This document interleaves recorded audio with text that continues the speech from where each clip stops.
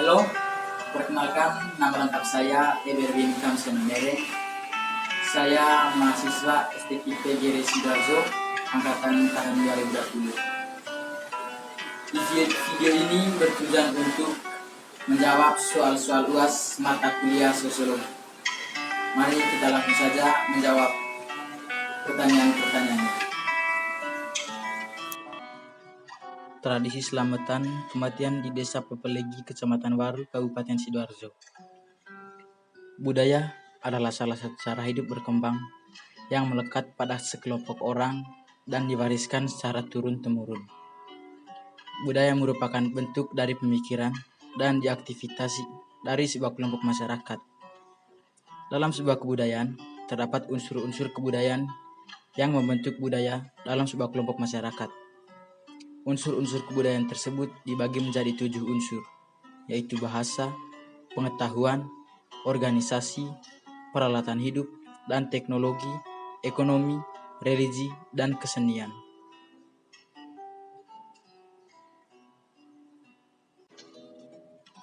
Yang kedua, analisis rangkuman film Tanah Air Beta. Tanah Air Beta merupakan judul film drama Indonesia produksi Alinea Picture bekerjasama dengan Liveboy. Film Tanah Air Beta berkisah tentang keluarga yang tercerai-berai karena perpisahan Timor Leste dari Indonesia. Pengambilan gambar dilakukan langsung di Nusa Tenggara Timur, NTT, Indonesia. Film garapan Ari Sigashel ini dilatar belakangi kisah pasca proses referendum tanggal 30 Agustus 1999 yang berdampak pengungsian warga Timur Timur yang memilih tinggal di tanah airnya, Indonesia. Ratusan ribu pengungsi dengan kondisi dan situasi yang memprihatinkan, menyedihkan, terpaksa tinggal di sebuah kampung pengungsian di daerah Tuapukan dan Uabelo, Nusa Tenggara Timur, NTT. Di daerah pengungsian itu, nasib para pengungsi mengalami berbagai masalah kehidupan, kemanusiaan, ketidakadilan. Ada yang bersyukur bisa berkumpul dengan keluarganya. Ada yang hilang anggota keluarganya. Ada yang berpisah dengan suami, istri maupun anak-anaknya. Bagi anak-anak yang belum mengerti tentang kondisi itu, hanya bisa meneteskan air mata, memendam pilu yang mendalam. Kenapa harus hidup dipisahkan? Kenapa sampai terjadi situasi seperti itu? Kenapa harus dipisahkan hubungan erat kakak beradik yang saling mengasihi, saling menyayangi? Di antara para pengungsi itu, ada kisah menarik tentang seorang ibu bernama Tatiana yang berpisah dengan suami dan anak sulungnya saat terjadi pertikaian Dili. Tatiana bersama anaknya Mary yang berusia 10 tahun terus mencari keluarga yang terpisah. Tatiana mencari suaminya tercinta, dan anaknya Mary mencari kakaknya Mauro yang berusia 12 tahun, yang disayangi dan hidup dengan pamannya di Dili. Pencarian itu pun sampai ke perbatasan Indonesia dengan Timur Timur. Sayang, penjagaan ketat apalagi dipisahkan dengan jembatan air mata, yaitu sebuah jembatan yang menjadi perbatasan antara Indonesia dan Timur Timur. Harapannya bisa bertemu dengan sanak saudaranya ternyata hanya sia-sia. Nasib itu bukan hanya dialami Tatiana dan anaknya, namun juga dirasakan para pengungsi lainnya. Waktu tetap berjalan. Tatiana yang tinggal di rumah pengungsian dalam kondisi mengenaskan. Sebuah rumah kecil beratap jerami, dinding rumah dengan bilik yang tak rapat sehingga memudahkan angin untuk masuk, dan hanya terdiri dari satu ruangan saja. Ruangan itu ditempati untuk tidur, masak, dan aktivitas sehari-hari. Memang, hampir semua rumah di kampung pengungsian ini mempunyai ciri yang sama dan tidak jauh berbeda.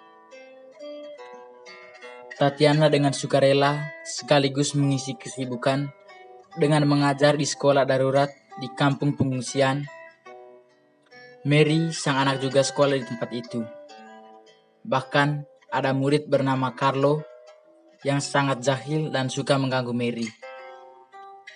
Alasannya mengganggu karena Carlo tidak ingin mempunyai adik seperti Mary dan dapat merasakan kembali cinta kasih sayang keluarga yang terkoyak akibat pertikaian. Suatu hari, dari seorang petugas relawan yang diperankan Lukman Sardi memberikan kabar gembira kepada Tatiana tentang anak sulungnya yang masih hidup bersama pamannya di Dili. Pada keesokan harinya, Tatiana ditemani oleh Abu Bakar langsung bergegas menuju perbatasan untuk bertemu dengan Mauro. Namun sayang, ketika sampai di sana, Mauro menolak bertemu dengan Tatiana. Dia hanya ingin bertemu dengan Mary, adiknya. Karena Mauro merasa Tatiana sudah menelantarkannya. Padahal sebenarnya, ia salah paham. Tatiana selalu datang ke perbatasan untuk mencari Mauro, namun tidak pernah bertemu. Mary mendengar percakapan ibunya dan Abu Bakar tentang Mauro. Setelah mendengar percakapan itu, ia langsung pulang dan membongkar celengannya. Mary berniat pergi ke perbatasan untuk menemui kakaknya seorang diri. Di tengah perjalanan, ternyata uang Mary tidak cukup untuk naik kendaraan yang menuju perbatasan dan akhirnya dia harus berjalan kaki. Tatiana sangat panik ketika mengetahui Mary tidak ada di rumah. Ia ingin segera mencari Mary, tapi Abu Bakar melarangnya karena ia sedang sakit. Hingga akhirnya, Abu Bakar meminta Carlo untuk mencari Mary. Carlo pun berhasil menemukan Mary. Perjalanan panjang mereka lalui untuk sampai ke perbatasan. Carlo yang tadinya selalu menjaili Mary, sekarang berubah menjadi pelindung Mary. Mereka akhirnya berteman dan tidak bertengkar lagi. Setelah berhasil sampai ke perbatasan, dan Carlo segera mencari Mauro, namun tak semudah yang mereka bayangkan. Butuh waktu cukup hingga mereka berhasil bertemu dengan Mauro dan menjelaskan tentang kesalahpahamannya di antara Mauro dan Tatiana. Dan Mauro pun bersedia bertemu dengan Tatiana.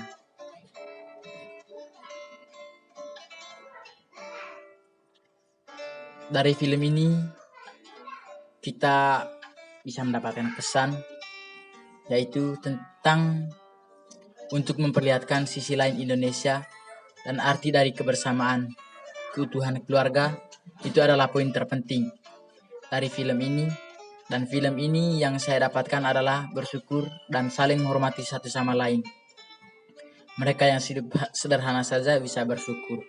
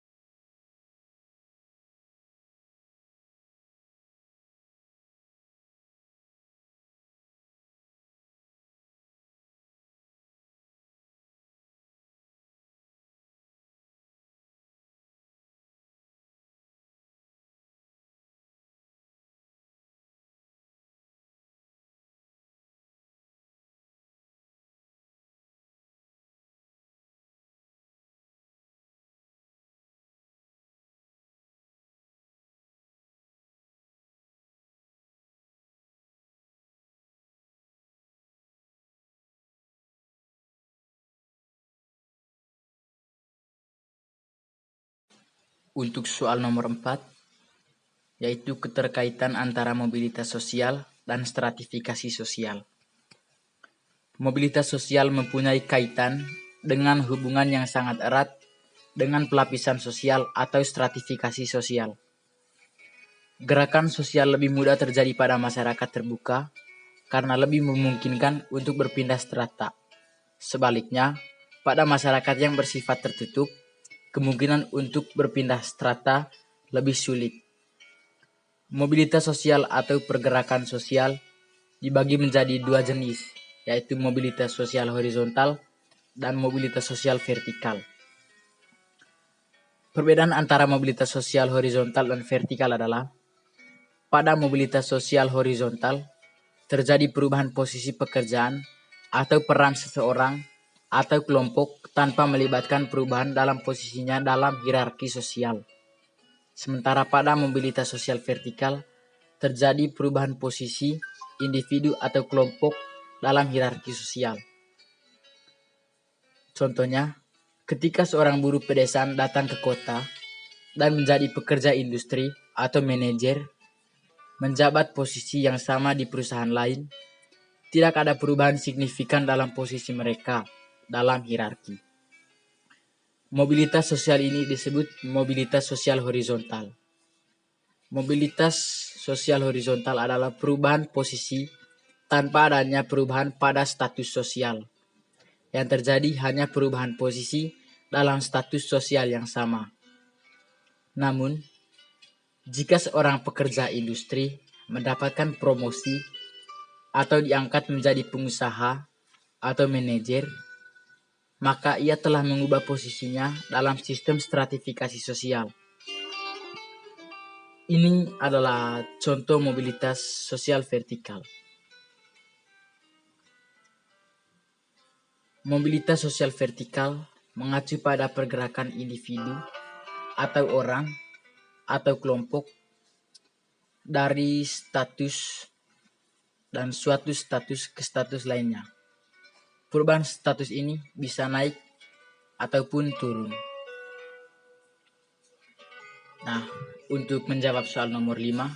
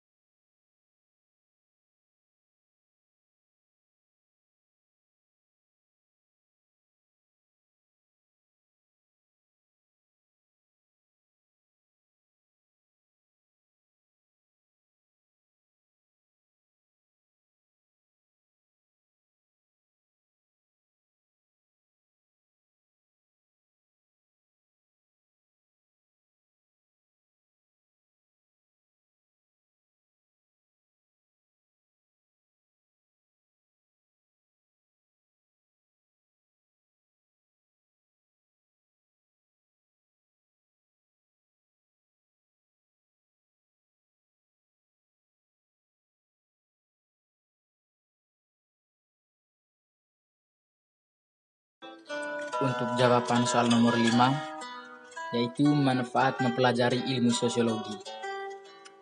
Yang pertama, memahami keragaman budaya masyarakat, salah satu unsur dalam masyarakat yang menjadi objek kajian sosiologi.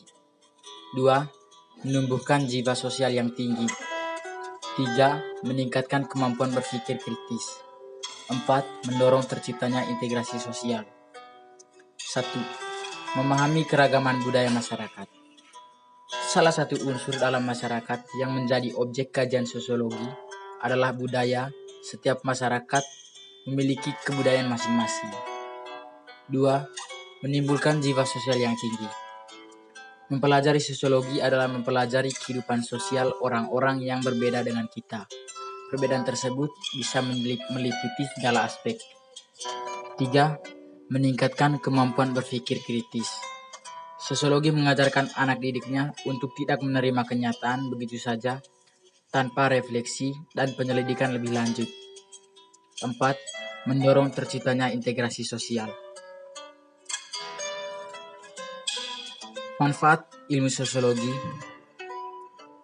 dalam mempelajari ilmu sejarah dapat kita angkat dari poin-poin penting ini.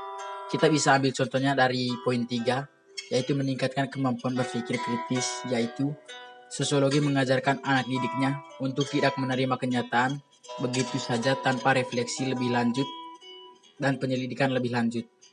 Begitu juga dalam sejarah, karena di dalam sejarah kita mempelajari tentang penemuan-penemuan dan sejarah-sejarah pada masa lampau.